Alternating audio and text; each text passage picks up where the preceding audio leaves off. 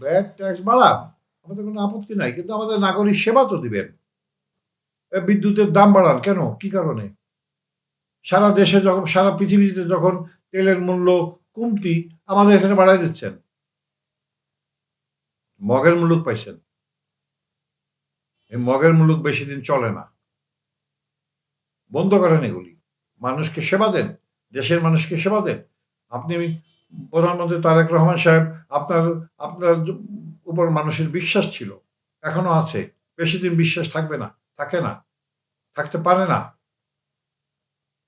এই যে কাজগুলি, এই যে কুলঙ্গার ইউনুস করে গেছে, সেই কাজগুলি আপনি সংসদে বিল পাস করে দিয়েছেন কেন? ও আইসে তো চুরি করতে, ডাকাতি করতে, দেশ লুটপাট করতে, ভূমি নষ্ট করে পাকিস্তান বানাইতে চাইছে, জঙ্গি বাহিনী বানাইতে চাইছে, জঙ্গি রাষ্ট্র পরিণত করতে চাইছে। আমেরিকার কাছে চুক্তি করছে, কই আমেরিকা তো ট্যারিফ বাড়াই দিচ্ছে আবার, কেন? এত চুক্তি কেন? ওর চুক্তি আপনাকে রাখতে হবে কেন? তার কি ক্ষমতা আছে? লক্ষ্য, তার যে কাজগুলি সে করছে অন্যায়ভাবে, যে বিচার কি করতেছেন, না ভয় পান? কেন ভয় পান? কি কারণে ভয় পান? ভয় পাওয়ার তো কোনো কারণ নাই। আপনাকে তো মানুষ ভোট দিয়ে জিতাইছে, ইউনুসকে রক্ষা করার জন্য নয়।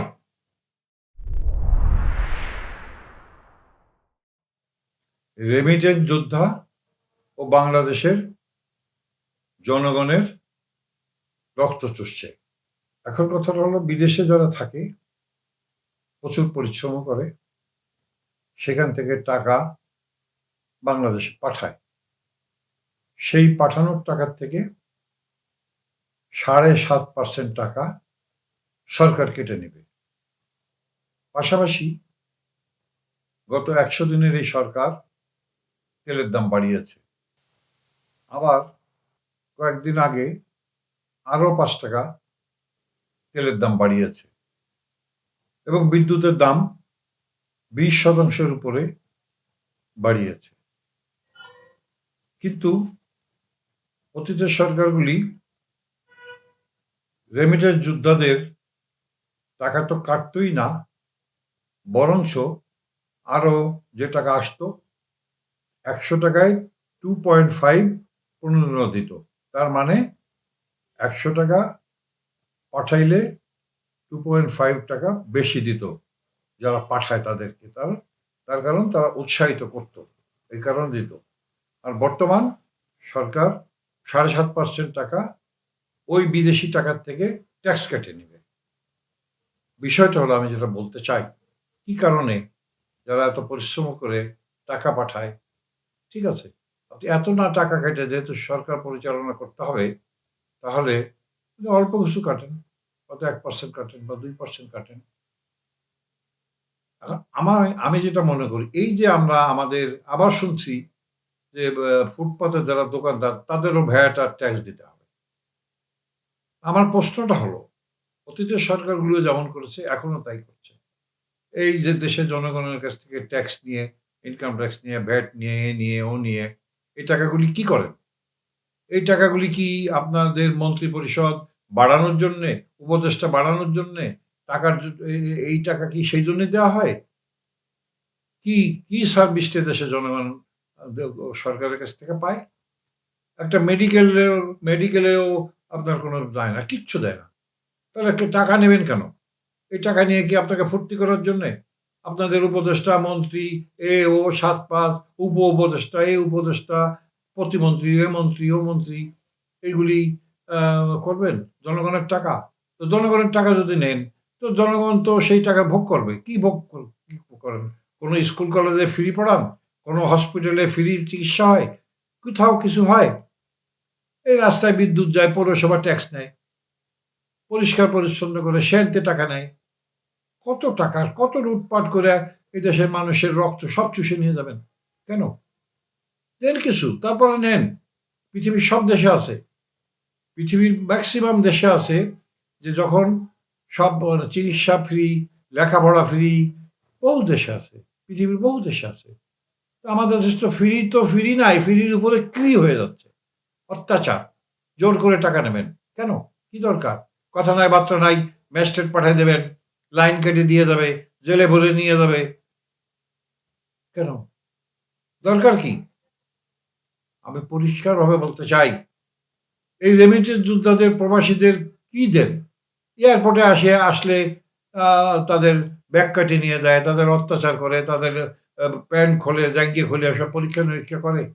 গতকালকে দেখলাম ক কয়েকজন হাজী সাহেবদের প্রায় ১০০ র উপরে হাজী সাহেবদের ব্যাগ কেটে নিয়ে গেছে। আপনারা কেন বিমানবন্দরে এত টাকা খরচ করবেন, এত অফিসার, এত মন্ত্রী, এত সেক্রেটারি, এত চাপরাশি, এত পুলিশ, এত বিডিআর, এত কিছু।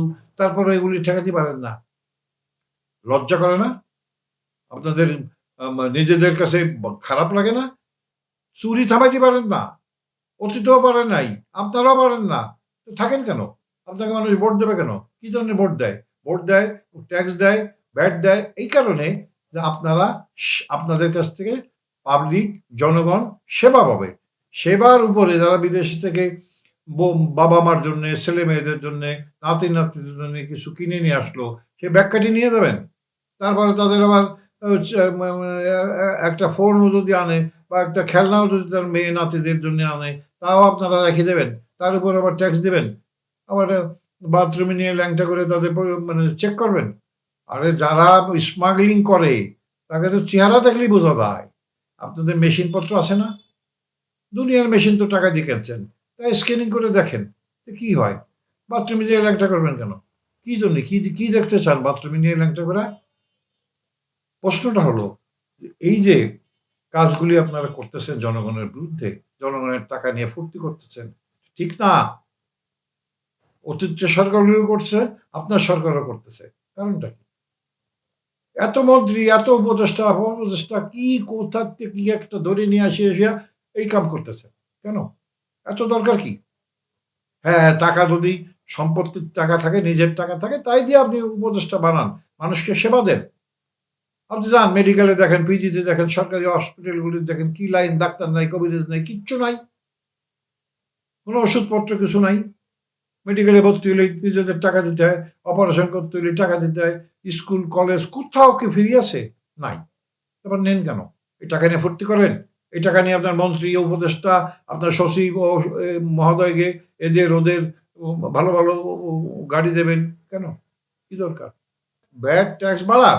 আমাদের কোনো আপত্তি নাই। কিন্তু আমাদের নাগরিক সেবা তো দিবেন।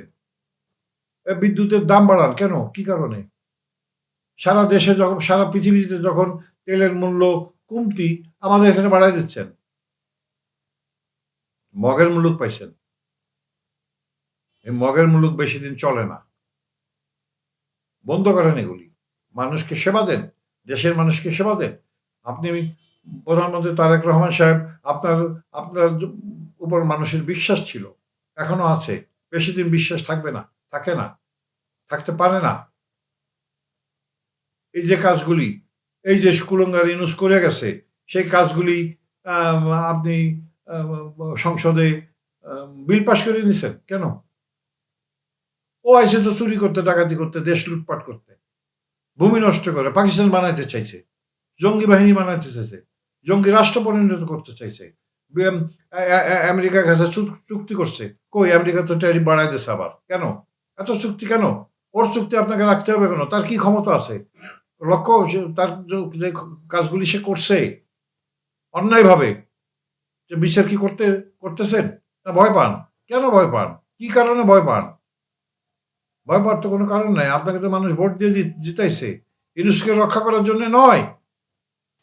ইউনুস কি একটা ভালো কাজ করছে দেখান। আপনি তো এদেশেরই নাগরিক। ১৭ বছর ছিলেন না। কিন্তু প্রতিক্ষণ আপনি এদেশের মানুষের খবর রাখছেন। একটা ভালো কাজ করছে ইউনুস। জনগণের কাজ করছে ইউনুস। তার মেটিকুলাস ডিজাইনের যারা ছিল ওই আসিফ নজরুল একটা বাটপার, একটা বাটপারের চাইতেও বাটপার। ২৬ লক্ষ ভারতীয় নাগরিক এই দেশে কাজ করে। আরে বাবা বাইর করেন না। তারা জিজ্ঞেস করেন যে ২৬ লক্ষ ভারতীয় নাগরিক এখানে কাজ করছে? তারা কোথায় এখন? জিজ্ঞেস করেন। সে কোত্থেকে পাইল? ভ্রান্ত কথা কইয়া তারা ঢাকা বিশ্ববিদ্যালয়ের মতো একটা জায়গায় মানে শিক্ষকতা করতেছে।